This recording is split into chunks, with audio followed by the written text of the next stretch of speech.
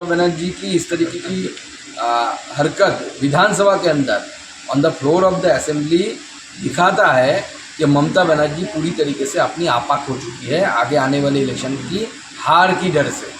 इसी डर के कारण आपाक होकर इस तरीके की बयानबाजी चल रही है। এই ধরনের অভিযোগ তো এর আগে উঠেছে, নতুন তো কিছু নয়।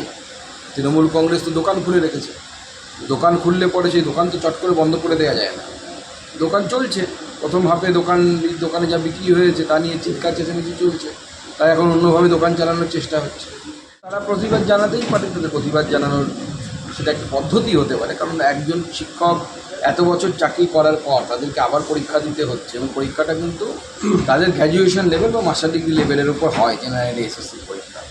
স্বাভাবিকভাবে তারা যেহেতু পড়াশুনোর মধ্যে নেই, স্কুলের যে পড়াশুনো তার মধ্যে ছিলেন, তাদের পক্ষে দেওয়াটা কারো পক্ষেই দেওয়াটা সম্ভব নয়, মানে সেইভাবে দিতে পারবেন না যেভাবে প্রথমবার দিয়েছিলেন। মুখ্যমন্ত্রী মমতা বন্দ্যোপাধ্যায় দাগিদেরকে গ্রুপ সিতে চাকরি দেবেন বলেছেন, কোন কোন পথে? এটাও ললিপপ, এবং তার কারণ তো আপনারা বুঝতেই পারছেন। আমি আগে বলেছি যে এই ঘুষ যারা দিয়েছিলেন তারা তো ছেড়ে দেবে না, তারা তো তৃণমূল নেতাদেরকে কাঁঠাল গাছে বাঁধবে, আম গাছে বাঁধবে। তার হাত থেকে বাঁচানোর জন্য, তাদের হাত থেকে বাঁচানোর জন্য এখন এই সমস্ত প্রচেষ্টা চলছে। কিন্তু এটাও পারবেন না, কারণ আইনগতভাবে এটাও চ্যালেঞ্জের মুখে পড়বে, এটা দেওয়া সম্ভব নয়। চাচরে পুলিশকে মার তৃণমূলের গ্রেফতার বিজেপি নেতা, প্রতিবাদ জানাতে গিয়ে থানার সামনে বিজেপি সাংসদ খগেন মুর্মু রাত থেকে দলীয় কর্মীদের প্রায় 17 ঘন্টা বসে থাকতে হলো, থানার আইসি দেখা করলেন না। দেখুন, এই ধরনের অরাজকতার অবস্থা চালু করে রেখেছে এবং তৃণমূল কংগ্রেসের যে প্রশাসন এই মুহূর্তে দলদাসে পরিণত হয়েছে।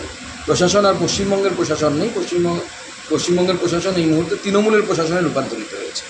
বিধানসভার যে ভোট, সেই ভোটের টাকার বিনিময়ে টিকিট বিলির অভিযোগ, একজনকে গ্রেফতার করা হয়েছে এই মুহূর্তে শেক্সপিয়ার সরণি থানা।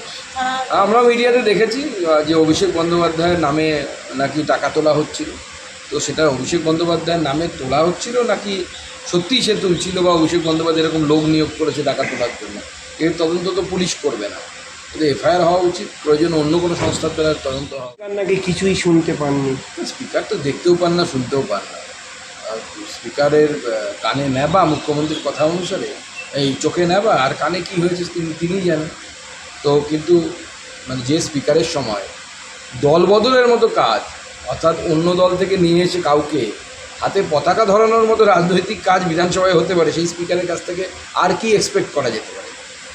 অস্ত্রের ছড়াছড়ি, ধর্মতলা অস্ত্রের দোকান থেকে বেআইনি কাগজহীন 41টি অস্ত্র উদ্ধার করল পশ্চিমবঙ্গ। হাফ তখন অস্ত্র বিজিবিএস হয় প্রত্যেকবার, দেখেন, তারপরে বোমা ধরা পড়ে, অস্ত্র ধরা পড়ে। অন্য কিছু শিল্প তো আসছে না। মুঙ্গের থেকে ওই বন্দুক বানানোর শিল্পটা, অর্থাৎ যে আমাদের ওয়ান শাটার বলে যেটাকে চলতি কথায়, সেই ধরনের বন্দুক বানানোর, অস্ত্র বানানোর কারখানাগুলো সব পশ্চিমবঙ্গে এখন স্থাপন হচ্ছে। বাংলা খবর, আপনার রাজনীতি, আপনার আওয়াজ।